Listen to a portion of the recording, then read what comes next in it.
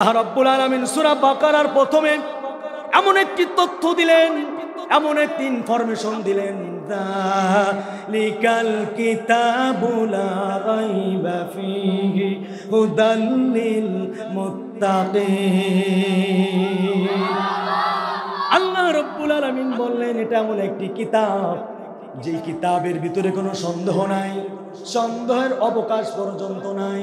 Doctor William বেরাউজ অবাক হয়ে গেল, কত গ্রন্থ পড়েছি, কোন গ্রন্থে তো এরকম তথ্য নাই। এই কিতাব এমন একটি কিতাব যে কিতাবের ভিতরে কোনো সন্দেহ নাই, কোনো ভুল নাই। ডক্টর উইলিয়াম বেরাউজের আল্লাহ পাকের কোরআন পড়ার আগ্রহটা আরো বেড়ে গেল। তিনি এবার আল্লাহ পাকের কোরআন তেলাওয়াত শুরু করলেন। কোরআন তেলাওয়াত করতে করতে করতে করতে রাত গভীর হয়ে যাচ্ছে, কোরআন তেলাওয়াত আর থামে না। তেলাওয়াত করতে করতে সূরা আর রহমান শুরু করলো।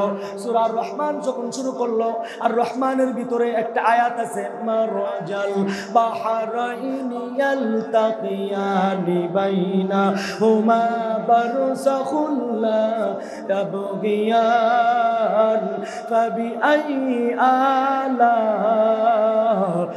রাব্বিকুমা তুকাযযিবান। ডক্টর উইলিয়াম বেরাউজ এখানে থেমে গেলেন। আল্লাহ বললেন সমুদ্রের মধ্যে মিষ্টি পানি আছে, নোনা পানিও আছে। মিষ্টি পানির ক্ষমতা নাই নোনা পানিকে মিষ্টি করবে, নোনা পানির ক্ষমতা নাই মিষ্টি পানিকে নোনা করবে। আল্লাহু আকবার। তোমরা আমার কোন কোন নিয়ামতকে অস্বীকার করবে? ডক্টর উইলিয়াম বেরাউজ রেখে দিলেন কোরআনুল কারীম, যে এইটা আমার আগামীকাল পরীক্ষা করতে হবে, বাস্তবে আমি দেখতে চাই। দরকার নেই, বসুন। তিনি অত্যাধুনিক একটি ক্যামেরা নিলেন, চলে গেলেন সমুদ্রের ভিতরে। একটা স্পিরিট বোর্ড নিয়ে তিনি সেই জায়গায় হাজির হয়ে গেল। গিয়ে দেখলো এক পাশে পানি পরিষ্কার অর্থাৎ মিষ্টি পানি, আরেক পাশের পানি ঘোলা অর্থাৎ নোনা পানি। তিনি ওই মাঝামাঝি অত্যাধুনিক ক্যামেরা দিয়ে একটা ছবি তুললেন, ফটো তুললেন। চলে আসলেন বাড়িতে। তার স্ত্রী বেডে ঘুমিয়ে আছে, মেয়েটাও ঘুমিয়ে আছে। স্ত্রী ছিল অনেক শিক্ষিত, মেয়েটা ছিল আরো শিক্ষিত। 17টি ভাষায় ডক্টরেট করা ছিল তার মেয়েটা, ঘুমিয়ে আছে। উনি এবার ওই কম্পিউটারের স্ক্রিনের ভিতরে ওই যে ছবি তুলেছে ওইটা জুম করে দেখা শুরু করলো। জুম করে করে দেখে, জুম করে করে দেখতে দেখতে হঠাৎ করে কি যেন তার চোখে পড়ল। ডক্টর উইলিয়াম বেরাউজ আল্লাহু আকবার বলে দাঁড়ায় গেল। আমার ভাইয়েরা, স্ত্রীর ঘুমটা ভেঙে গেল। স্ত্রী এবার উঠে বলছে, স্বামী গো, আপনি মুসলমানের স্লোগান, এই স্লোগান তো খ্রিস্টানদের স্লোগান নয়। এই গভীর রাতে মুসলমানদের স্লোগান লিল্লাহি তাকবীর, আল্লাহু আকবার বলে আপনি কেন দাঁড়ায় গেলেন? এবার ডক্টর উইলিয়াম বেরাউজ বলছে, স্ত্রী এদিকে আসো, এই কম্পিউটার স্ক্রিনের দিকে তুমি একটু ভালো করে লক্ষ্য করে তাকাও। তাকিয়ে দেখো। স্ত্রী এবার অনেক সময় পর্যবেক্ষণ করে কিছুই পেল না। মেয়েটা অনেক সময় তাকানোর পরে কিছুই দেখতে পেল না। বলল, বাবা কিছুই তো দেখা যায় না। স্ত্রী বলে, স্বামী কিছুই তো দেখা যায় না। ডক্টর উইলিয়াম বেরাউজ এবার একটা জায়গায় তিনি আঙ্গুলটা নিয়ে দেখিয়ে দিলেন, দেখো এই যে ঘোলা পানি, মিষ্টি পানি, এখানে আমি ফটো তুলেছিলাম। এই যে মাঝখানে দেখা যায় আলিফ লাম লাম হা, আল্লাহু, আল্লাহু আকবার বলে, আলিফ লাম লাম হা আল্লাহু লেখা। ও স্ত্রী শোনো, এই সমুদ্রের ভিতরে আল্লাহ নাম দুনিয়ার কোন লেখক যদি গিয়ে লেখে, ওখানে লেখাও গিয়ে লেখা সম্ভব নয়। কেউ যদি লেখে তারপরও পানির চাপে ওই লেখাটা কোনোভাবে থাকাও সম্ভব নয়। তার মানে আমি বুঝে গেলাম মুসলমানের ইসলাম সত্য ইসলাম, মুসলমানের আল্লাহ সত্য আল্লাহ, এই কোরআন সত্য। আমার বিশ্বাস হয়ে গেল। আমি আর দেরি করতে চাই না। ও স্ত্রী শোনো, তুমি কালেমা পড়বা কি পড়বা না আমি জানি না। ও আমার মেয়ে শোনো, তুমি কালেমা পড়বা কি পড়বা। ও মুসলমান, সেই লিল্লাহি তাকবীরের স্লোগান দিয়ে কোরআন প্রতিষ্ঠার আন্দোলন করে বাংলার সংসদে কোরআনের রাজ কায়েম করতে কারা কারা প্রস্তুত আছে? হাতটা দেখায় দিতে চান? নারায়ে তাকবীর। আরে ভিতর থেকে তাকবীর দেন, নারায়ে তাকবীর, নারায়ে তাকবীর, আল্লাহু আকবার, নারায়ে তাকবীর, আল্লাহু আকবার। কল তাকবীর ধ্বনি ধরায়া রাখবার। বীর মুসলমান ধরওয়াল কোরআন, বীর মুসলমান ধরওয়াল কোরআন, ফিরায়ে আনো সেই হারানো সম্মান। নারায়ে তাকবীর। আল কোরআনের আলো, কোরআন সুন্নাহর আলো, সংসদের আলো, কোরআন আছে যেখানে, কোরআন নাই যেখানে, লিল্লাহি তাকবীর। আর ওয়াজ দরকার নাই, চেয়ারম্যান সাহেবের নেতৃত্বে চলেন আমরা ঢাকায় যাই। আরে বলেন না আমিন। আমার ভাইরা, ক্ষমতায় যেই আসুক, কোরআনের বিরুদ্ধে যেই কথা বলবে, চেয়ারম্যান সাহেবের সামনে রেখে ময়দানে নামবো। আরে কথা বলেন না কেন মিয়া? কথা বলেন।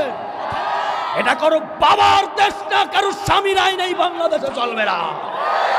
আলাউল খলকু ওয়াল আমর, জমিন যার, আইন চলবে তার।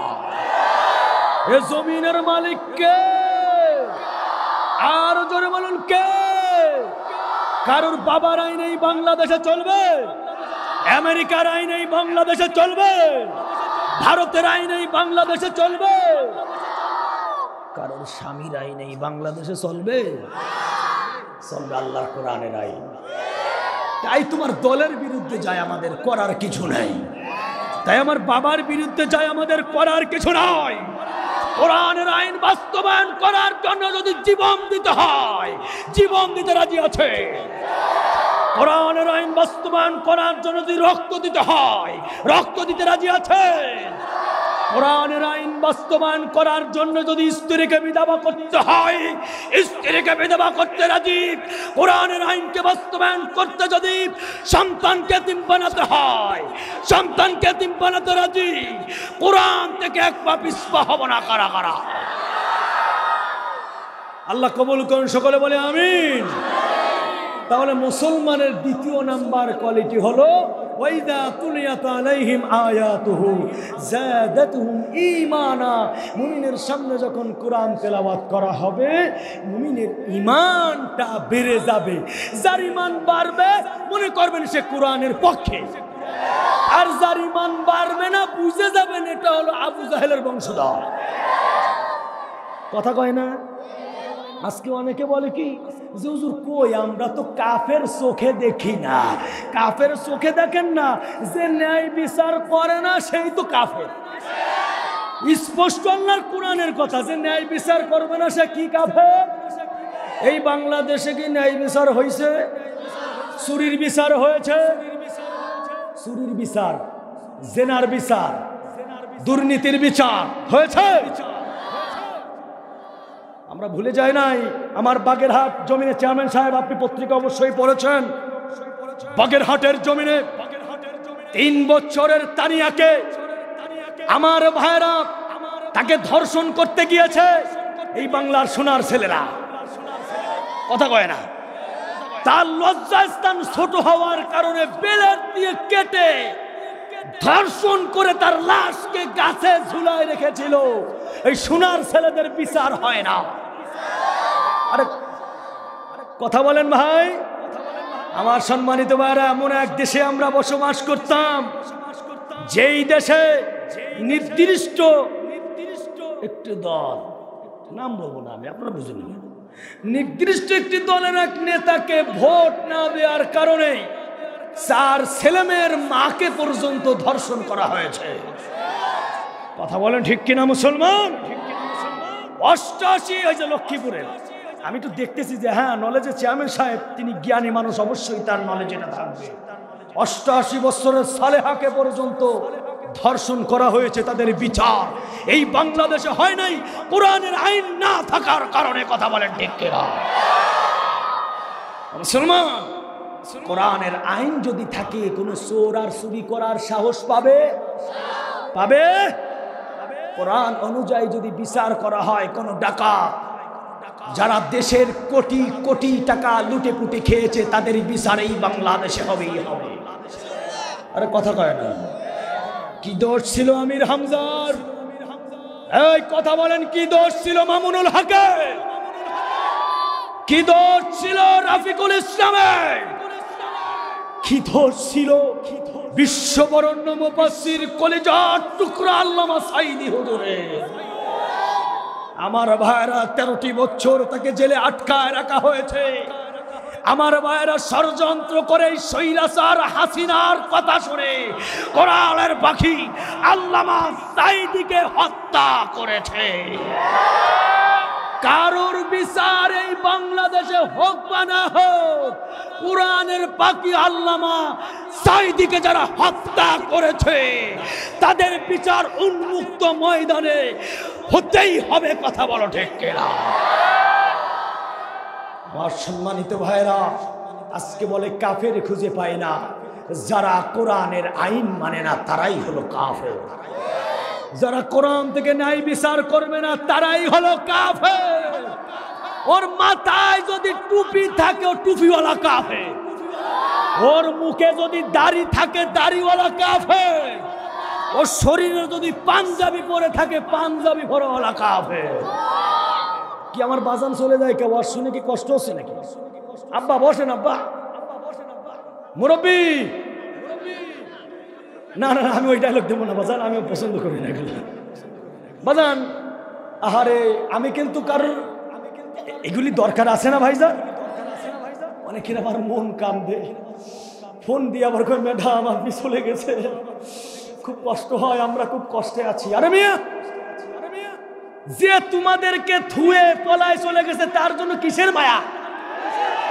সে যদি তোমাদেরকে ভালোবাসতো তা বলতো প্রয়োজনে জীবন দিব, তাও আমার কর্মীদেরকে ছেড়ে আমি যাব না। কর্মীদেরকে থুইয়া যেই নেতা পলায় সবচাইতে বড় কি করব? আমি কিছু বলবো না।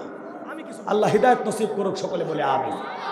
কোরআনের ময়দান রাজনীতির মাঠ না, শুধু মনের কষ্ট, তাই বলতেছি। ও মুসলমান, লক্ষ্য করেন, আল্লাহর কোরআনের রাজ কায়েম করার জন্য খুঁজবেন কে?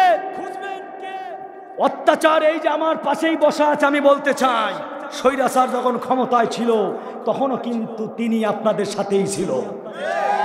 কথা বলেন, এই মাহফিলের নেতৃত্ব তিনি দিয়েছেন, থানাকে ফোন দিয়ে বলেছেন, এখানে প্রত্যেক বছরই তাফসীর হয়েছে। কথা বলেন ঠিক কিনা?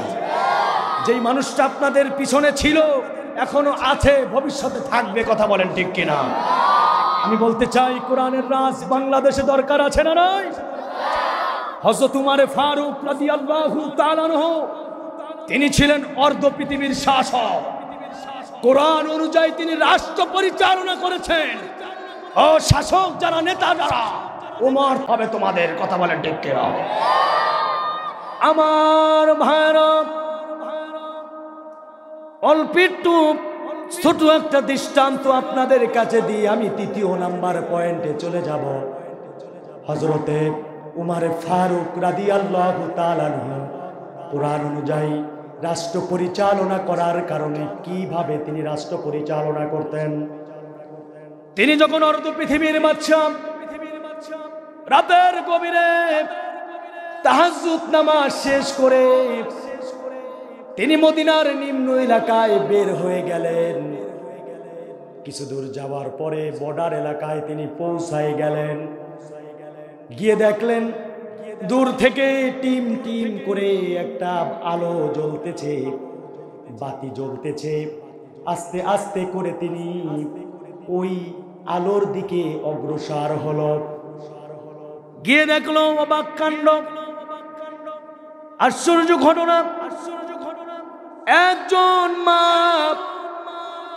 দরদি মা, চুলার ভিতরে কি জানো জ্বালাতেছে, একটা হাড়ির ভিতরে কি যেন রান্না করতেছে, আর ছোট ছোট দুটো বাচ্চা পাশে বসে কাঁদতেছে, চোখ দিয়ে পানি ছেড়ে দিয়া। আমার ভোলার জমিনের ভাইরা লক্ষ্য করেন, হযরত উমর ফারুক রাদিয়াল্লাহু তাআলা আনহু এবার তিনি ওই মহিলাকে গিয়ে জিজ্ঞাসা করলেন, মা। তিনি তার নিজের পরিচয় দিলেন না। আল্লাহু আকবার বলেন। অর্ধ পৃথিবীর বাদশা, কি দিলেন না? আর আমাদের দেশের মেম্বার কোন অনুষ্ঠানে যাওয়ার আগে, কোথাও যাওয়ার আগে মোবাইল ছবি তুলবি 10 জন, সামনে থাকবি 20 জন, পিছনে থাকবি 20 জন। আর হযরত উমর নিজের পরিচয় দিলেন না। ক্ষমতার দাপট, না বলেও তো পারি না, কত দেখাইছে। তুই যদি আমার কথা মতো না চলস, এমন মামলা দিয়ে দেব, মরে যাবি, কিন্তু মামলার হাজিরা শেষ হবে না। কথা কয় না। মামলা কি আমাকে নামে কম আছে নাকি? আমি গুনাহগার, পরিচয় দিই না, স্টেজে মিডিয়াতে পরিচয় দিই না। কি অন্যায় করেছি? বাংলাদেশে 116 জন বক্তার তালিকা করা হয়েছিল, আপনারা শুনেছিলেন? গুগলে সার্চ দিবেন, দেখবেন 29 নম্বরে মোহাম্মদ ফয়সাল আহমেদ হেলালি, আমার নামটা রয়েছে। কত মাহফিল করতে দেয় নাই এই নাস্তিকের বাচ্চারা। জানেন খুলনা রূপসা ব্রিজের নাম শুনেছেন আপনারা? এই ব্রিজের গোড়ায় আমার মাহফিল ছিল, স্টেজে উঠেছি। একেবারে সত্য ঘটনা বলছি, এই মিডিয়ার মাধ্যমে এটা শুনতে পারবে এই কমিটি। মাওলানা সরোয়ার হোসেন হাবিবি ভাই আমাকে দাওয়াত দিয়েছিলেন। লালমনিরহাটের একজন আলোচক ছিলেন আব্দুল কুদ্দুস ভাই, আমার বন্ধু মানুষ, একসাথেই ছিলাম। বয়ান কেবলমাত্র শুরু করেছি, আমার দায়িত্ব হলো নতুন মসজিদ করা হচ্ছে, একটু মসজিদের জন্য টাকা উঠাই দিতে হবে। হঠাৎ করে একটা গাড়ি চলে আসলো, পুলিশ এসে বলতেছে এই সরকার বিরোধী বক্তাই নাকি নামাইয়ে দাও স্টেজ থেকে। আমাকে বলছে, আমার মিডিয়াও ছিল, মুসলিম ভয়েস। তা আমি বললাম যে ভাইজান এখানে তো আপনি বসেন, আপনারা বসেন, চা নাস্তা খান, দেখেন এখানে কোনো রাজনৈতিক বক্তব্য হবে না, কোরআন থেকে কথা হবে। না না, আপনার নামে তালিকা আছে, আপনি নেমে যান। তা আমি অনুরোধ করলাম যে ভাইজান, দূর থেকে একজন মেহমান এসেছে, সে যদি লাস্টে উঠে টাকা চায় মানুষ বিরক্ত হবে, কারণ শেষের দিকে মানুষের বাড়ির দিকে একটা ঝোঁক চলে আসে, টাকা চাইলে উঠে হাঁটা দিবে। আমার দায়িত্ব পড়েছে এই মসজিদের জন্য কিছু টাকা উঠাতে হবে, আপনি আমাকে অন্তত 10টা মিনিট সময় দেন, মসজিদের জন্য আমি একটু টাকা উঠাই। বলছে না, আপনি এখনই নেমে পড়েন, আর নয় পুরো মাহফিলই বন্ধ করে দেব। কি সাহস ভাই! আমরা কি নির্যাতিত ছিলাম, কি মাজলুম ছিলাম, কার কাছে কব দুঃখের কথা। সেদিন আমি শুধু কাঁদি নাই, চোখ বেয়ে পানি পড়েছে নিজের অজান্তে। এমন বদ্ধ অন্তর থেকে এসেছে যে আল্লাহ এদের বিচার তুমি এমন ভাবে করো যেন রাস্তাঘাটে কুকুরের জায়গা হয়, ওদের যেন জায়গা না হয়। আরে কথা বলেন ঠিক কিনা মুসলমান? এই বাংলার জমিনে কুকুরের জন্য জায়গা হয়, ওদের যেন জায়গা না।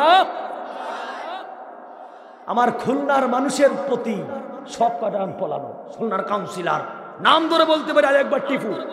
এই তালিকা হওয়ার কারণে আমার চাকরিটা পর্যন্ত খাইলো। মসজিদের নাম গেছে তালিকায়, ফোন দিয়ে বলে হুজুর আপনি আগামী জুমা থেকে অন্য মসজিদে চলে যান। ঠিক আছে, সমস্যা নাই। কোরআনের পাখি আল্লামা সাইদি হুজুরের শেষ ইচ্ছাটা এরা পূরণ করতে দেয় নাই।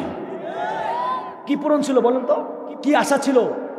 তার একটা প্রতিষ্ঠান আছে খুলনা দারুল কোরআন সিদ্দিকা কামিল মাদ্রাসা, নাম শুনেছেন? ওখানে কবর রাখা, কবরের জন্য জায়গা রাখা হয়েছে। হুজুর সব সময় বলতেন আমি মারা গেলে আমার কবরটা এই মসজিদ আর মাদ্রাসার, হাফিজিয়া মাদ্রাসার মাঝখানে আমার কবরটা দিবা, আমি শুয়ে শুয়ে হাফেজে কোরআনদের কোরআন তেলাওয়াত শুনব। এই বাংলার আবু জাহেলের উত্তরসূরিরা, নমরুদের উত্তরসূরিরা কোরআনের পাখির লাশ নিয়ে পর্যন্ত রাজনীতি করেছে। খুলনার মানুষ আমরা কেঁদেছিলাম, আমরা রাস্তায় নেমেছিলাম, সাইদ হুজুরের লাশটা আমাদের খুলনার জমিনে দাফন হোক, খুলনার মাটি ধন্য হয়ে যেত। নাস্তিকরা দেয় নাই, কঠিন ষড়যন্ত্র করবে, এমন ষড়যন্ত্র টাকলা থেকে শুরু করে একটাও কেউ ঘুমাতে পারে না। সারা রাত বসে ষড়যন্ত্র করে পুলিশ দিয়া যে লাশ কোনোভাবে ঢুকতে না পারে। আমার ভাইরা, আমার প্রিয় বন্ধুগণ, দাফন করতে দেয় নাই, কথা বলেন ঠিক কিনা? পিরিজপুরে কি আপনারা গিয়েছিলেন? জানাজা পড়তে গিয়েছিলেন নাকি আপনারা কেউ ওখান থেকে? আলহামদুলিল্লাহ, এই যে আছে। পিরিজপুরে কি অবস্থা হলো? জানাজার ঘোষণা 2টায় হবে, খালি সংসদ থেকে ফোন আসে, তাড়াতাড়ি তাকে কবর দাও, তাড়াতাড়ি তাকে কবর দাও। এই 11টায় জানাজা, এই 12টায় জানাজা, লক্ষ লক্ষ মানুষ জানাজা নামাজটা পর্যন্ত পড়তে পারে না। শুনে রাখো, এই সাইদির কবর খুলনার জমিনে হতে দাও নাই, তোমাদের কবর এই বাংলাদেশেই হবে না, হবে না, হবে না, কথা বলো ঠিক কিনা? যেই সাইদির লাশের জানাজা নামাজ তোমরা পড়তে দাও নাই, তোমাদের জানাজা নামাজ পড়বে কিনা?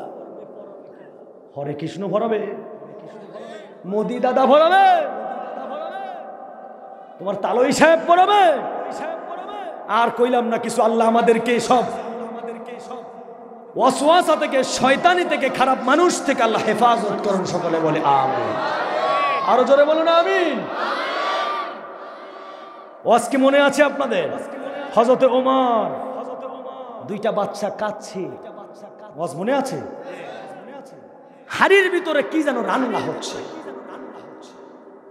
আমার ভাইরা, হযরত ওমর ফারুক রাদিয়াল্লাহু তাআলা বলছেন, মা, আপনার 2টি বাচ্চা কেন কান্নাকাটি করছে? আর এই চুলার ভিতরে কি রান্না হচ্ছে একটু বলেন। জনাব দুঃখিনী মা কেঁদে দিয়ে বলছে, মুসাফির, আপনি এই যে দেখতেছেন হাড়ির ভিতরে রান্না হচ্ছে, এই হাড়ির ভিতরে কোনো খাবার নাই, এই হাড়ির ভিতরে পানি দিয়া ছোট ছোট কিছু পাথর দিয়া জাল দিতেছে। কারণ আমরা এই মদিনার লোক না, মদিনার বাহিরের লোক। আমরা এসেছিলাম সাহায্য পাওয়ার জন্য। 2-3 দিন পার হয়ে গিয়েছি, এখানে রয়েছি, কোনো খাবারের ব্যবস্থা হয় নাই। আমার ছোট ছোট 2টি সন্তান খাবার খেতে পারে না, রাতে ঘুমাতে চায় না, তাই এই হাড়ির ভিতরে ছোট ছোট পাথর দিয়া পানি দিয়া জ্বালাতেছি। আমার সন্তানদেরকে আমি বুঝাতেছি, বাবা, তোমাদের জন্য রান্না করা হচ্ছে, যখন রান্না শেষ হবে খাওয়ার পরে তোমরা ঘুমাবা। আমার ওই সন্তানগুলি কান্তি কান্তি যখন তারা ঘুমিয়ে যাবে, আমি তখন ওই চুলাটা বন্ধ করে পানিটা ফেলে দিয়ে আমি মাও ঘুমিয়ে যাব। হযরত ওমর ফারুক রাদিয়াল্লাহু তাআলা আনহু এই কথা শোনার পরে চোখ দিয়ে পানি ছেড়ে দিলেন। টপ টপ করে চোখ দিয়ে পানি পড়ছে। দেখেন, আপনাদেরও, আমি আপনাদের চোখে পানি দেখতে পাচ্ছি। কি ঘটনা আমার ভাইরা, গায়ে লোম দাঁড়িয়ে গেছে হযরত ওমরের। পা থেকে কেমন জানি মাটিটা সরে যাচ্ছে। হযরত ওমর ফারুক রাদিয়াল্লাহু তাআলা আর দেরি করলেন না, বললেন, মা, আপনি আমাকে কিছুটা সময় দেন, দেখি আপনাদের জন্য খাবারের ব্যবস্থা করি। হযরত ওমর চলে গেলেন দৌড় দিয়া, এক দৌড় দিয়ে চলে গেলেন বাইতুল মালের কাছে, গিয়ে ডাক দিলেন, আসলাম। হযরতে আসলাম রাদিয়াল্লাহু তাআলা ছিলেন খাদ্যমন্ত্রী, তার কাছে হলো গোদাম ঘরের চাবি। গিয়ে বলেন, আসলাম, চাবিটা দাও। হযরতে আসলাম রাদিয়াল্লাহু তাআলা চাবিটা দিলেন। আমার ভাইরা, হযরত ওমর ফারুক রাদিয়াল্লাহু তাআলা গোদামের দরজাটা খুললেন, বস্তার ভিতরে চাউল নিলেন, ডাউল নিলেন, কিছু তরি তরকারি নিলেন, আটার বস্তাটা পিঠের উপরে, নিজের পিঠের উপরে উঠালেন। সুবহানাল্লাহ বলেন। বস্তার ভিতরে আটা ঢুকালেন, তরকারি ঢুকালেন, এবার নিজের পিঠের উপরে উঠালেন। আসলাম এসে বলছে, খলিফাতুল মুসলিমিন ওমর, এই আটার বস্তা আপনি কেন পিঠের উপরে উঠালেন? আমি তো খাদেম রয়েছি, আপনি আমার কাছে দেন। হযরতে উমর ফারুক রাদিয়াল্লাহু তাআলা বলছেন, আসলাম, এই জনপদের খলিফা আল্লাহ আমাকে বানিয়েছেন। ও বাংলার শাসকেরা শোনো, ও নেতারা শোনো, সামনে আপনারা যারা নেতা হবেন, এই ওয়াজটা আপনাদের জন্য বড় প্রয়োজন। হযরত উমর বলছে, আসলাম, আল্লাহ সুবহানাহু ওয়া তাআলা আমাকে অর্ধ পৃথিবীর বাদশা বানিয়েছেন। ওই ফুরাত নদীর তীরে একটা কুকুরও যদি না খেয়ে মারা যায়, কাল কিয়ামতের আদালতে আল্লাহ সুবহানাহু ওয়া তাআলার দরবারে আমার জবাবদিহি করা লাগবে। এজন্য আসলাম, কিয়ামতের আদালতে আল্লাহ তোমাকে ধরবে না, আমাকে ধরবে। এই জন্য আটার বস্তা আমি পিঠের উপরে উঠাবো। হযরতে উমর ফারুক রাদিয়াল্লাহু তাআলা আটার বস্তা পিঠের উপরে উঠাইয়া চলে গেলেন ওই মায়ের কাছে। গিয়ে বললেন, মা, এই যে আটা এনেছি, তাড়াতাড়ি আটাটা পানি দিয়া বানায় ফেলেন। আটাটা বানানো হলো। হযরত উমর ফারুক রাদিয়াল্লাহু তাআলা বললেন, মা, আপনি রুটিগুলো বেলে বেলে দেন, আর আমি ভেজে দিতেছি। যুবক ভাইরা আমার, পর্দার মা বোনেরা গো, হযরত উমর ফারুক রাদিয়াল্লাহু তাআলা আনহু নিজের হাতে রুটি বানালেন। রুটি বানানো যখন শেষ হয়ে গেল, হযরত উমর নিজের হাতে তরকারি রান্না করলেন। এবার ওই রুটি দিয়া, তরকারি দিয়া ওই বাচ্চা, এতিম বাচ্চার মুখে হযরত উমর ফারুক রাদিয়াল্লাহু তাআলা রুটি উঠাই দিলেন। আমার সম্মানিত ভাইরা, আমার প্রিয় বাবাজিরা, দুটি বাচ্চা খাবার খেয়ে হাসতে হাসতে ঘুমিয়ে গেল। হযরত উমর বললেন, মা, আপনিও খেয়ে নেন। মহিলাও খেয়ে নিল। এবার হযরত উমর বলছে, মা, আগামীকাল আপনি উমরের দরবারে যাবেন, আপনাদের যত খাবারের প্রয়োজন আমি ব্যবস্থা করে দিব। মহিলা এবার ডাক দিয়ে বলছে, মুসাফির, শোনো মুসাফির, তুমি কে? তোমার পরিচয় আমি জানি না, তবে আমি একটা কথা স্পষ্ট ভাষায় বলতে চাই। উমরকে অর্ধ পৃথিবীর বাদশা আল্লাহ না বানায়া তোমাকে যদি অর্ধ পৃথিবীর বাদশা আল্লাহ বানাইতো বেশি ভালো হতো। হযরত উমর ফারুক রাদিয়াল্লাহু তাআলা চলে গেলেন। মহিলা পরের দিন সকালবেলায় হযরত উমরের দরবারে হাজির। প্রত্যেক দিনের ন্যায় হযরত উমর ফারুক রাদিয়াল্লাহু তাআলা যখন তার রাজ সিংহাসনে বসলেন, আর ভাইরা, মহিলা এবার দূর থেকে দেখছে যে এই লোকটাকে কেমন জানে চেনা চেনা লাগে। ভালো করে তাকিয়ে দেখছে যে তো আর কেউ নয়, গতকাল কিছু রাতের মুসাফির যে আটার বস্তা পিঠে করে নিয়ে এসেছিল, নিজের হাতে রুটি ভেজে আমার সন্তানদের মুখে খাওয়াই দিয়েছিল। মহিলা ভয়ে থরথর করে কাঁপছে। হযরত উমর বলছেন, মা, আপনি ভিতরে আসেন। মহিলাকে দরবারে ডাকলেন, বললেন, মা, কি প্রয়োজন, কত খাবারের প্রয়োজন, সব আপনাকে দেয়া হবে। মহিলা বলছে, খলিফাতুল মুসলিমিন হযরত উমর, আমি আমার নিজের অজান্তে কত কথা বলে ফেলেছি, আপনাকে কষ্ট দিয়েছি, আপনি আমাকে ক্ষমা করে দিবেন, যা পারেন। হযরত উমর সিংহাসন থেকে নেমে বলছে, মা, মাগো, আপনি আমার কাছে কেন ক্ষমা চাবেন? আমি উমর আপনার কাছে ক্ষমা চাই। আল্লাহু আকবার। ও মা, আপনি কেন ক্ষমা চাবেন? আমি উমর আপনার কাছে ক্ষমা চাই, কারণ 3 দিন ধরে আপনি সব আপনার দুটি বাচ্চা না খেয়েছিলেন। কাল কিয়ামতের আদালতে আল্লাহর দরবারে যদি আপনি মামলা করেন, আমি উমর বিপদে পড়ে যাব। আল্লাহ বলেন, وعلى ربهم يتوكلون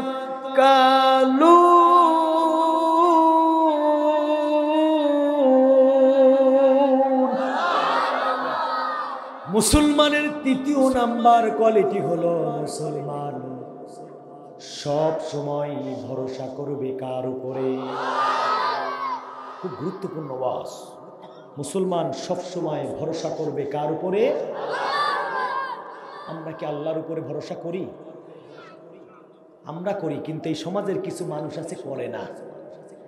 বিপদে পড়লেই চলে যায় চেয়ারম্যান সাহেবের কাছে। কথা বলেন না, চেয়ারম্যান সাহেব তো অবশ্যই লাগবে। চেয়ারম্যান সাহেব লাগবে না, আমি জাস্ট বুঝাচ্ছি। একটু অসুস্থ হয়েছে, অমনি দৌড় দিয়ে চলে যায় ডাক্তার সাহেব কোথায় আছে। ছেলে মেয়ে হয় না, চলে যায় ভোলায় আছে নাকি ল্যাংটা বাবা, পাগলা বাবা, চশমা বাবা, আগুন বাবা, বিড়ি বাবা, দড়ি বাবা, ঘড়ি বাবা, কত রকম যে বাবা আছে ভাইজান, আছে না? নামাজ নাই, রোজা নাই, জিকির নাই, কোরআন তেলাওয়াত নাই, দাড়ি নাই, মোস লাম্বা। আমার কথা তুই মোস লাম্বা করবি কর। সে মোস লাম্বা করতে করতে করতে করতে কানে বাদাই থুয়ে দেয়। এত লম্বা মোস, চুল গোসল করে না 13 বছর 14 বছর বাজান। মাজারের খাদে চুলে জট পড়ে গেছে, মহিলাদের মতন হয়ে গেছে। চুলের ভিতরে ইন্দুর বাস করে। বগলের পশম 2-3 হাত লম্বা। আগে সাহস ছিল না, কিন্তু এখন সাহস হয়েছে। এইরকম কোন ভণ্ডরে যদি পাই, দাও পাই, কুড়াল পাই, যা পাই, বগলের পশম আগে কাটুন। এগুলার জুতা পিটা করে নদীতে নামাতে হবে। কথা বলেন ঠিক কিনা?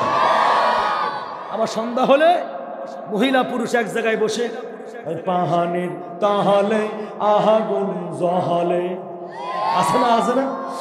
পাহানের তাহলে আগুন জহলে বাহবা তাহাসে নেহবে না হালান বাবার মোহরে দেখাইলে খাজা বাবা, মোহরে দেখাইলে নামাজ রোজা লাগে না টুনটুনা টুনটুন। কথা কয় আছে না? আছে। জিকির আপনারা দেখেছেন কিনা আমি জানি না ভাইজান। গহমায় রহে সোহনার বাহমা ঘুমকি তোহমার ভাঙবে হেই হেই হেই। এমন পাশে ডানে কে আছে তা জানে কিনা? আছে না? আবার কর খাজার নামে মাজার করে, খাজার নামে মাজার করে, দেখায় যারা খাজার শান। দিনে করে ভণ্ডামি আর রাত্রে মারে গাজায় টান। কথা বলে ঠিক কিনা? খাজার নামে মাজার করে, দেখায় যারা খাজার শান। দিনে করে ভণ্ডামি আর রাত্রে মারে গাজায় টান। দাড়ি টুপি নাই কো তাহার, আছে শুধু চুল। দাড়ি টুপি নাই কো তাহার, আছে শুধু চুল। সুন্নাতের খবর নাই সে আশিকে রাসূল। দিনে রাতে সারা বেলা করে শুধু মদের মেলা। দিনে রাতে সারা বেলা করে শুধু গাজার মেলা। আমল সব ধ্বংস হবে, থাকবে না তাদের ঈমান। দিনে করে ভণ্ডামি আর রাত্রে মারে গাজায় টান। নামাজ রোজা নাই কো তাহার, পর্দা সে তো নাই। মুমিনেরা সেজদা করে ভণ্ড পীরের পায়। নামাজ রোজা নাই কো তাহার, পর্দা সে তো নাই। মুমিনেরা সেজদা করে ভণ্ড পীরের পায়। দিনে রাতে সারা বেলা করে শুধু মদের মেলা। আমল সব ধ্বংস হবে, থাকবে না তাদের ঈমান। দিনে করে ভণ্ডামি আর রাত্রে মারে গাজায় টান। এই ভণ্ড বাংলাদেশে যারা আছে ওদেরকে জুতা পিটা করে রোহিঙ্গায় পাঠাতে হবে। হক্কানি পীরের সঙ্গে আমরা আছি। এই বাংলাদেশে হক্কানি আল্লাহর পীরের আল্লাহর অলির দরবার এই বাংলাদেশে আছে না নাই? আবার ভণ্ড আছে না নাই? ভণ্ডের সাথে আমাদের সম্পর্ক নাই, হক্কানি আলেম ওলামাদের সাথে আমাদের সম্পর্ক আছে। এই বাংলাদেশে সারসিনা দরবার শরীফ হক্কানি দরবার শরীফ, এই বাংলাদেশে সরমুনার দরবার শরীফ হক্কানি দরবার শরীফ। আপনারা বুঝে নেবেন, যেই পীরের দরবারে পর্দা আছে, যেই পীরের দরবারে শিরিক নাই, সে আল্লাহর পথে আছে, হিদায়াতের পথে আছে। মাইয়াহদিল্লাহু ফাহুয়াল মুহতাদ, প্রমাণ নেন কোরআন থেকে। মাইয়াহদিল্লাহু ফাহুয়াল মুহতাদ, যেই পীরের যে আলেমের এলেম অনুযায়ী আমল আছে, ওই পীর ওই আলেম হিদায়াতের উপরে আছে। ফালান তাজিদা লাহু ওয়ালিয়াম মুরশিদা, নিজে জানে কিন্তু মানে না, নিজেও গুমরা, তার কাছে যারা যাবে তারাও হবে গুমরা। তাহলে আমার বাইরে কোন পীরের দরবারে গিয়ে কি ছেলে মেয়ে চাওয়া যাবে? পীরের পায়ে কি সেজদা দেওয়া যাবে? কোন কবরে গিয়া সেজদা দেওয়া যাবে? স্পষ্ট আয়নার মতো বলতে চাই, কোন কবরে গিয়া সেজদা দেওয়া যাবে? যাবে? আপনার যদি কিছু দান করতে মনে চায়, ওই মাজারে গিয়া গরু দেওয়া দরকার নাই। এলাকার মসজিদের কাজের জন্য 10 টাকা দিয়ে একটা মোমবাতি কিনে দেন, আল্লাহ আপনার মনের আশা পূরণ করে দিবেন। আমার ভাইরা, আমার প্রিয় বন্ধুগণ, হক্কানি আলেম ওলামার দরবারে, পীরের দরবারে যাবেন, মুনাজাত তাদের জন্য দোয়া করবেন, কবরটা জিয়ারত করবেন। কিছু চাওয়া যাবে? আল্লাহর কাছে চাইতে হবে। কার কাছে? তাহলে মুমিন মুসলমানের 3য় নাম্বার কোয়ালিটি হলো সব সময় চাইবে কার কাছে? ওয়া আলা রাব্বিহিম ইয়াতাওয়াক্কালুন। তাহলে বলুন তো, আমাদের জীবনের মালিককে, হায়াতের মালিককে? আমাদেরকে বিপদ থেকে বাঁচাবেন কে? কে বাঁচাবেন? শোনেন, আল্লাহ সাহায্য তত সময় পর্যন্ত আসবে না যত সময় পর্যন্ত আমরা ঐক্য না হতে পারবো। এখন বাংলাদেশে সবচাইতে গুরুত্বপূর্ণ সময় হলো আমাদের ঐক্য হতে হবে। কারণ আপনি যদি ঐক্য না হন, বাংলাদেশের চরমোনাই জামাত ইসলামী, বিএনপির ভাইরা, তাবলিগের ভাইরা, প্রত্যেকে যদি এক হয়ে এক কাতারে দাঁড়ায় যেতে পারি, ইনশাআল্লাহ আগামীর সংসদ হবে কোরআনের সংসদ। এখন যদি এক ভাই আরেক ভাইয়ের বিরুদ্ধে লেগে যান, এখন যদি বিএনপি জামাতের বিরুদ্ধে লাগেন, জামাত যদি বিএনপির বিরুদ্ধে লাগেন, তাবলিগ যদি চরমোনার বিরুদ্ধে লাগেন, চরমোনা যদি তাবলিগের বিরুদ্ধে লাগেন, শেষ। আবার এমন রামপন্থী আমেরিকার দালালেরা ক্ষমতার মসনদে বসে যাবে। সামনে আরো ভয়ঙ্কর দিন তখন আমাদের দেখা লাগতেও পারে। আমি ইংরেজিতে একটা লিটারেচার পড়েছি, ইউনিটি ইজ দ্য স্ট্রেংথ। গল্পটির নাম হলো একতাবদ্ধই শক্তি। এক বাবা তার মৃত্যুর শয্যায় তার 5 সন্তানকে ডাক দিল, বলল, বাবা তোমরা ওই বাঁশঝাড় থেকে 5টা কুঞ্চি কেটে আনো। আপনারা বাঁশঝাড় বলেন না বাঁশঝোপ বলেন? কি কেটে আনো? 5টা কুঞ্চি কেটে আনো। কি কেটে আনো? কুঞ্চি কেটে আনা হলো। বলা হলো একসাথে বাঁধো। 5টা কুঞ্চি একসাথে বাঁধা হলো। 5টা কুঞ্চি এরকম একসাথে নিয়ে যদি দড়ি দিয়ে বাঁধা হয়, মনে করেন যে আমার কাছে যদি দেয় বা আমার চেয়ারম্যান সাহেবের কাছে যদি দেয়, এইরকম করে 2 হাত দিয়ে 5টা কুঞ্চি যদি একসাথে বাঁধা থাকে, এইভাবে কি ভাঙা সম্ভব হবে? বড় ছেলের হাতে দিয়েছে, ভাঙো, ভাঙতে পারে নাই। মেজো ছেলের হাতে দিয়েছে, ভাঙো, ভাঙতে পারে নাই। 5 ভাই অনেক চেষ্টা করেছে কুঞ্চি ভাঙতে। বাবা বলল, আটিটা খোলো। খোলা হলো। 5 ভাইয়ের হাতে 5টা কুঞ্চি দিল, বললো ভাঙো। ধরেই ভেঙে ফেলে। সন্তানেরা বলছে, বাবা কিছুই তো বুঝলাম না। বাবা বলছে, সন্তানেরা শোনো, আমি হয়তো ভাই দুনিয়া থেকে আর কিছু সময় পরেই দুনিয়া ছেড়ে চির বিদায় নিয়ে চলে যাব।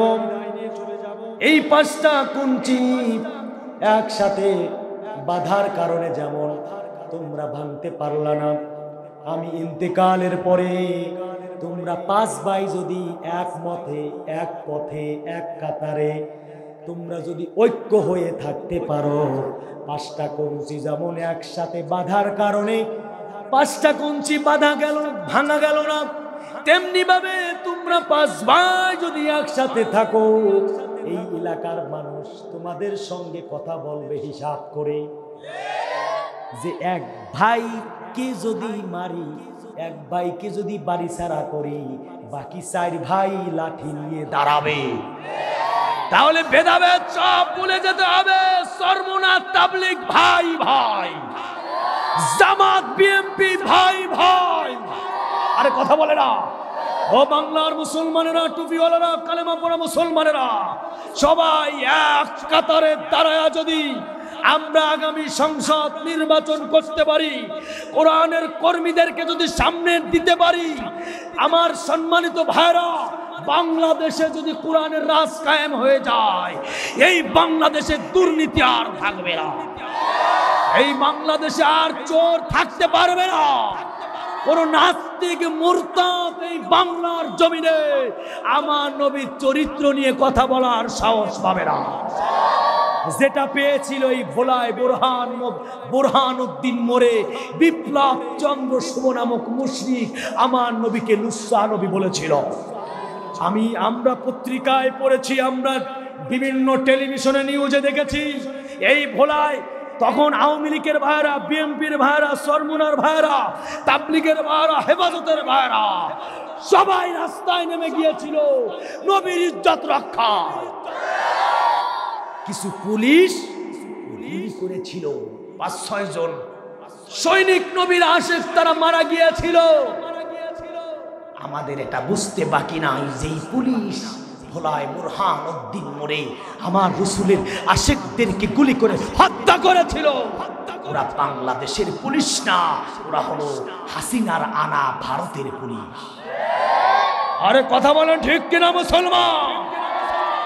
আমার নবীর ইজ্জত নিয়ে যারা কথা বলবে, ও মুসলমান, সব কয়টারে ধরা লাগবে না।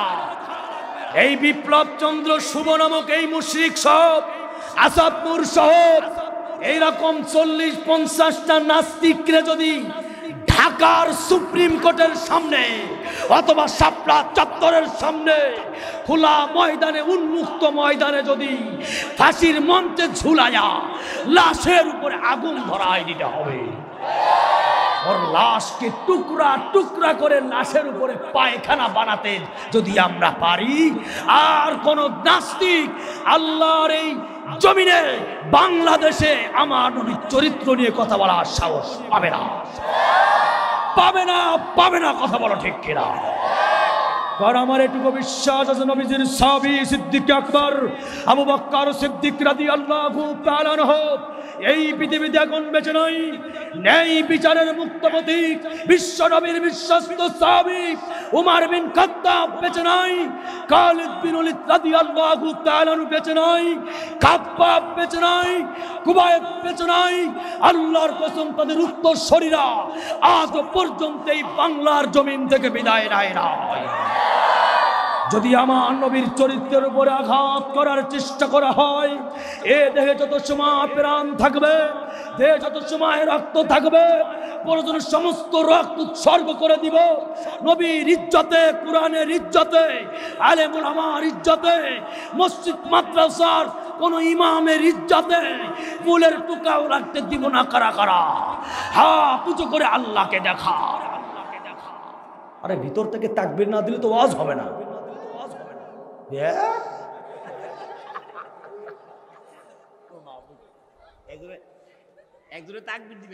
সরমনার মুজাহিদেরা নাই এখানে? কি কয় জামাত শিবিরের ফুলাফান নাই? তাকবীর দাও না কেন? খালিদ বিন ওয়ালিদের মতো তাকবীর দাও। তাহলে বুঝেছি আওয়ামী লীগ আবার দেশে আসতেছে। তারাও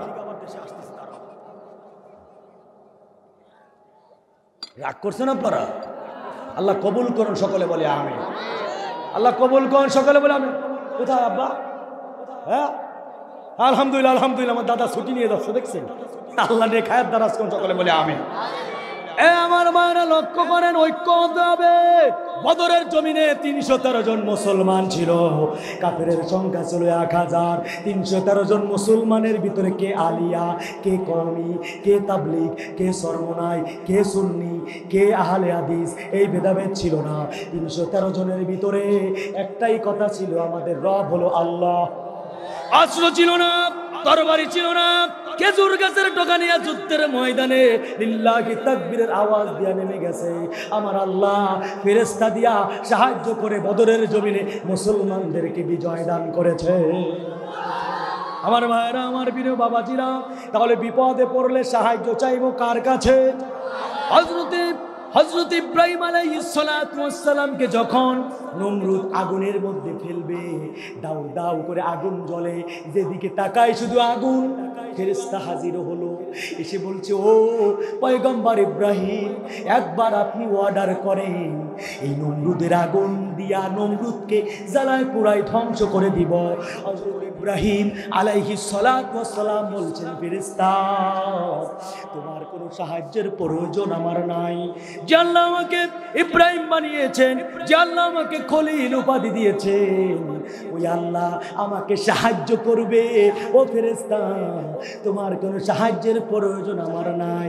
আমার আল্লাহ আমাকে যদি আগুনে পুরায়া আমার আল্লাহ যদি শান্তি পায়, আমি ইব্রাহিম আমার জীবন আগুনে দিতে রাজি আছি। খুশি হয়ে গেলেন কে? আরো জোরে কে? আমার আল্লাহ খুশি বললেন, রুকুনি বারদাউ ওয়া সালামান আলা ইব্রাহিম।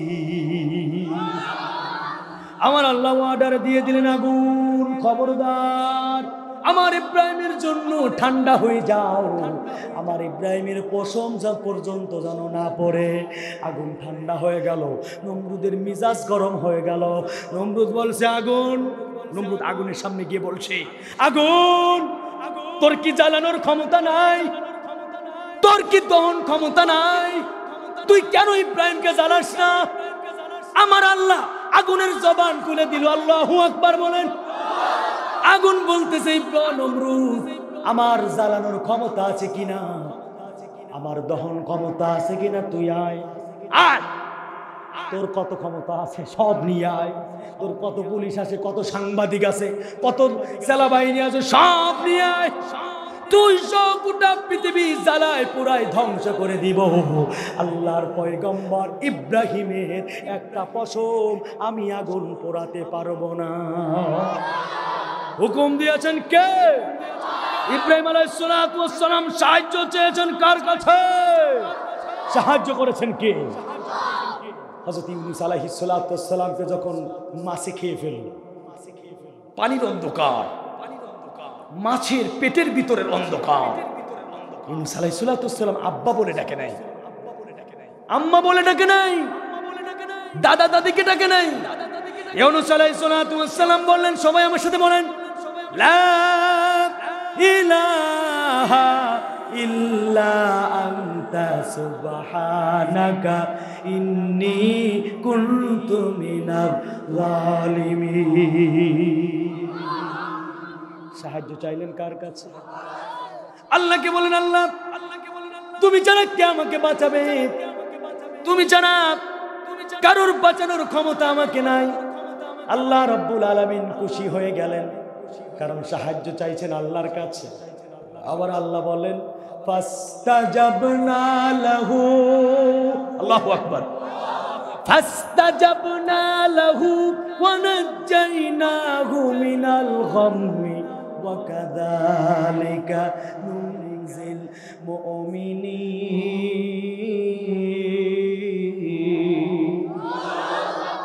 আল্লাহ বললেন, ও ইউনূস, টেনশন করার কারণ নাই, আমি মাছের পেটের ভিতরে ব্যথা দিয়ে দিলাম। মাছের পেটের ভিতরে এমন ব্যথা শুরু হয়ে গেল, সমুদ্রের কিনারায় গিয়া মাছ হযরত ইউনূস আলাইহিস সালাতু ওয়াস সালামকে বমি করে বের করে দিল।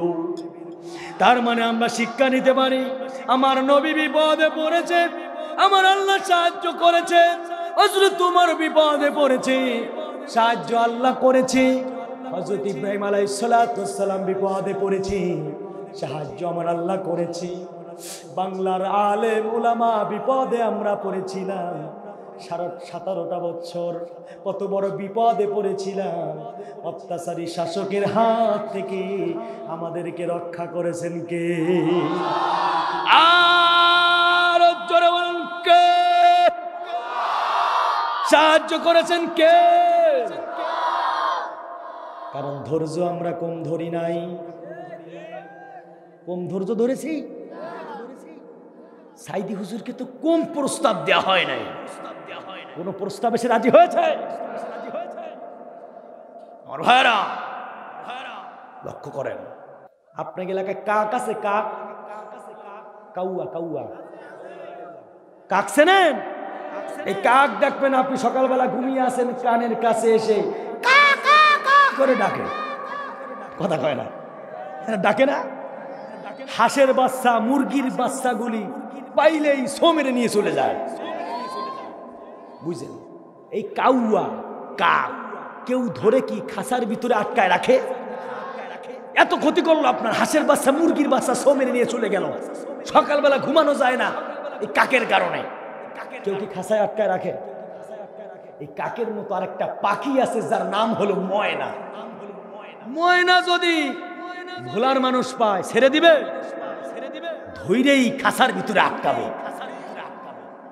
আমার মায়েরা ময়নাকে জিজ্ঞাসা করলো, ময়না তুমি তো কারোর ঘুমে ডিস্টার্ব করো নাই, তুমি তো কারোর হাঁসের বাচ্চা, মুরগির বাচ্চা ছো মেরে নিয়ে চলে যাও নাই, তাহলে তোমাকে কেন খাঁচার ভিতরে আটকায় রাখা হলো? ময়না বলল, আমার কোনোই দোষ না, একটাই দোষ, আমি একটু সুন্দর কথা বলতে পারি। কথা কয় না? ও ভাইরা, আজকে যদি আপনাদের ইমাম সাহেব সত্য কথা বলে তবে হুজুর ভালো না। আমি বক্তা যদি সত্য কথা বলে বক্তা ভালো না। চেয়ারম্যান সাহেব যদি সত্য কথা বলে তবে ওনারে ভোটই দেব না। ভুল বললাম নাকি? এই বাংলাদেশের কারাগারে যারা জেল খেটেছে, আলিয়া কওমি সর্বস্তরের আলেমরা অত্যাচারী ছিল। মসজিদের ইমাম সাহেবরা পর্যন্ত মেম্বারে বসে হক কথা বলতে পারে না। মুসলমান, আল্লাহ পাক আমাদেরকে হেফাজত করেছেন, তাই বগল বাজালে হবে না।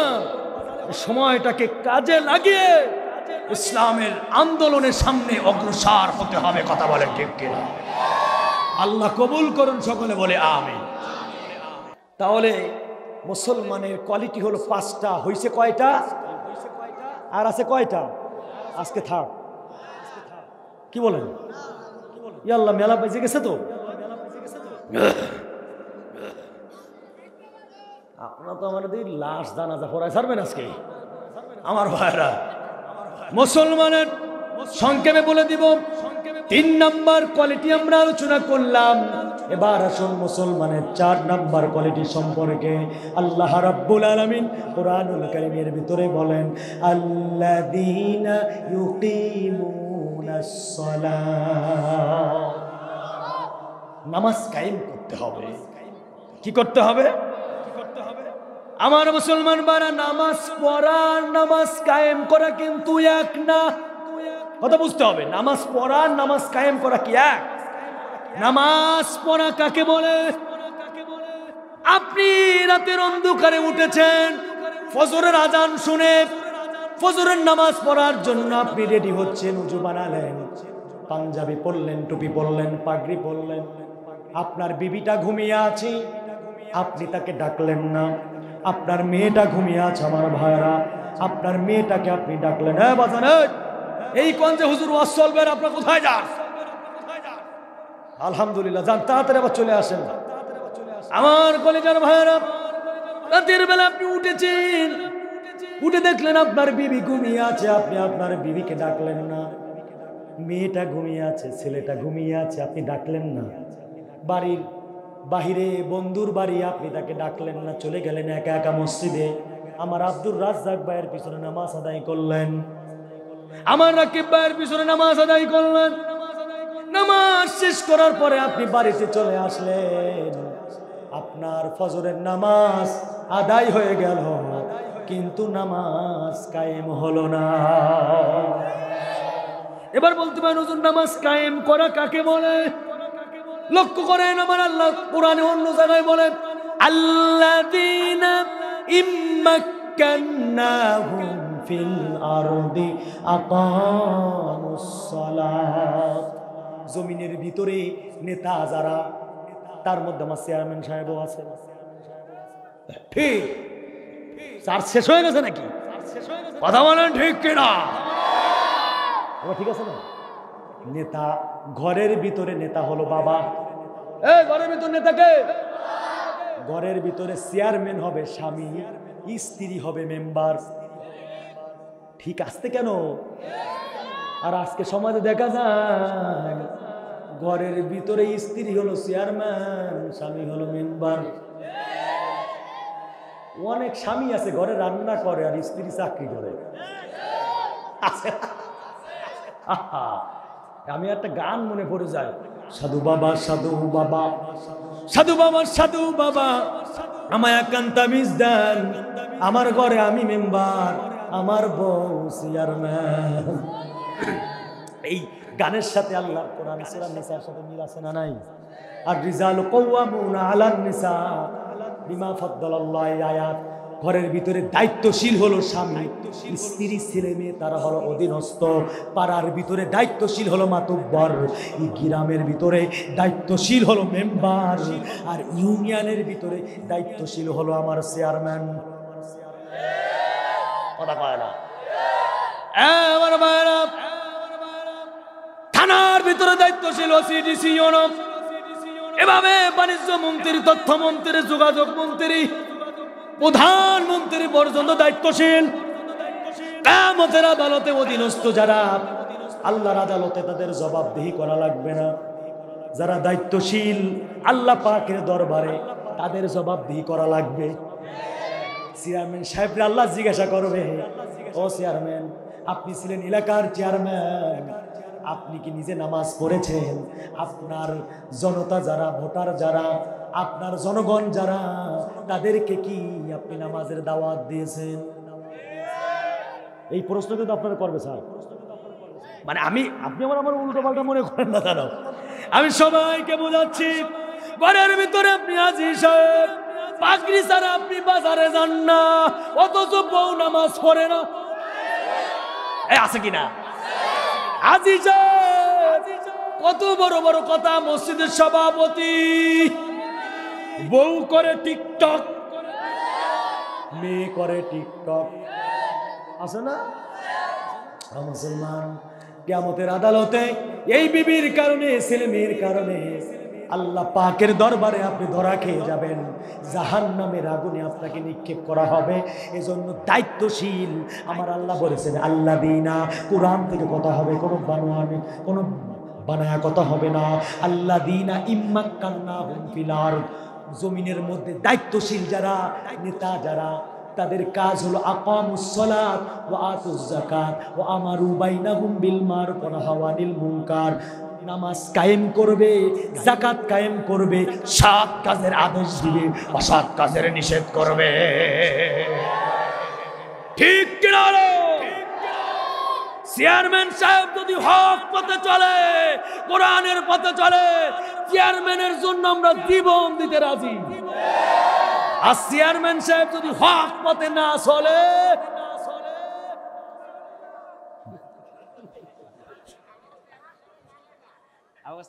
আরে আমি জানি তো আমাদের চেয়ারম্যান সাহেব হুজুর যে মাওলানা, তো আমি জানি না, আমি কি আমার বড় ভাইকে বলছি? কত চেয়ারম্যান সাহেব আছে, আউযু বিল্লাহি শাইতানির রাজিম, বিসমিল্লাহির রহমানির রহিম, আছে না ভাইজান? শোনেন, আসেন, ওয়াজ তো আসবে। নামাজ কায়েম করবে দায়িত্বশীল যারা। আজকে দায়িত্বশীল যারা, তারা নামাজ কায়েম কি করবে? তারা তো নামাজই পড়ে না। নামাজি পরে বাজান পরে কোন সময় জানেন? যখন নির্বাচন আসে তখন একই আসরের নামাজ একই মহল্লায় 6-7 বার পড়ে। প্রথমে যাই উত্তর পাড়ায়, সবাইকে ডাক দেয় আসো নামাজ পড়বো। নামাজ পড়ার পরে এবার যাই দক্ষিণ পাড়ায়, সবাইকে ডাক দেয় আসো আমরা আসরের নামাজ পড়বো। তার মানে সে সবাইকে বুঝায় আমি হলাম একজন নামাজি নেতা। আবার দেখবেন হুজুর দেখলে কয় সালাম আলাইকুম, হাজী সাহেব দেখলে কয় সালাম আলাইকুম, একজন পোশাক করতে বসে কয় সালাম আলাইকুম, একজনে কাঁচামারে দাঁড়ায় রয়েছে কয় সালাম আলাইকুম। আরে কথা কয় না।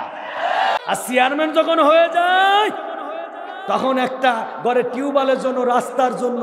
আর আমি তো চিন্তা করি কাল কিয়ামতের আদালতে, কারণ আল্লাহ বলেছে যারা চোর, বিশেষ করে চেয়ারম্যান মেম্বার যারা, এরা যে কত গরিব মানুষের টিন চুরি করে খাইছে।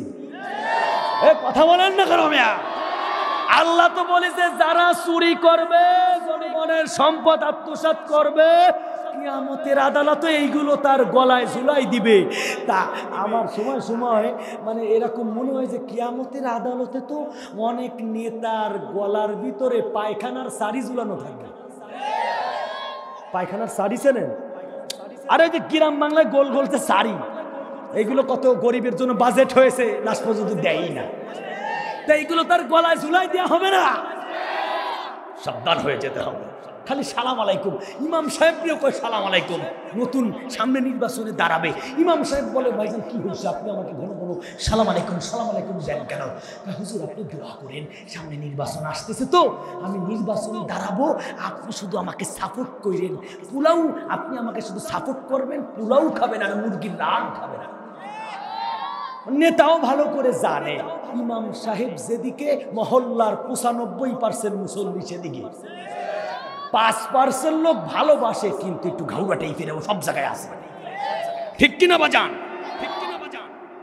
এখন ইমাম সাহেব তো এই হাদিসটা জানে, মান তাশাব্বাহা বিকওমিন ফাহুয়া মিনহুম, যার সাথে যার মহব্বত তার সাথে তার কিয়ামত।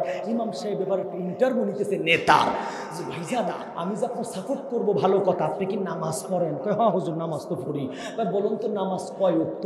এবার নেতা গুনছে 1 2 3 4 5 6 7 8 9 10 11 12 13 14 15 16 ওয়াক্ত নামাজ হবে হুজুর ইনশাআল্লাহ। হুজুর কয় সর্বনাশ, যেই নেতা কয় 16 ওয়াক্ত নামাজ, এই নেতা তো জনগণের সেবা কি করবে? সরকার যদি বাজেট করে রড দিয়ে হবে রাস্তা ঢালাই, ব্রিজ ঢালাই, ও তো বাঁশ দিয়ে ঢালাই দেবে। সারা পৃথিবীর কোন দেশে বাঁশ দিয়ে রাস্তা ঢালাই হয় না, ব্রিজ ঢালাই হয় না, যা বাংলাদেশে হয়েছে। কথা কয় না? এত চাটা চাটিছে, পরের দিন রোস্তমের বাড়ির জোর করে তাও বাঁশ কাটে নিয়ে ঘরে ব্রিজ বানাইছে। মামলা দেখানোর ভয় করছে, বাঁশ দে বেটা। ভুল বললাম নাকি? আয়নাঘর আমরাও বানাবো। কথা কয় না? আমরা আয়নাঘর বানাবো না? আমার ভাইরা লক্ষ্য করেন, ইমাম সাহেব বলছেন নামাজ আপনি বলেন 16 ওয়াক্ত, সর্বনাশ। আসলে নামাজ কয় ওয়াক্ত বাজান? জোরে কোন? ইমাম সাহেব বলে উজু কি পারেন আপনি? কয় হ্যাঁ পারি। বলেন তো উজুতে ফরজ কয়টা? এবার নেতা গুনতেছে, প্রথমে তো 2 হাতের কবজি সহ ধুতে হবে, তারপরে কুলি করতে হবে, নাকে পানি দিতে হবে, সমস্ত মুখ ধুতে হবে, মাথা মাসেহ করতে হবে, 2 হাত ধুতে হবে, পা ধুতে হবে। গুনে টুনে বলছে হুজুর 21টা হবে ফরজ। হুজুর কয় সর্বনাশ, কার জন্য আমরা জীবন দিতেছি?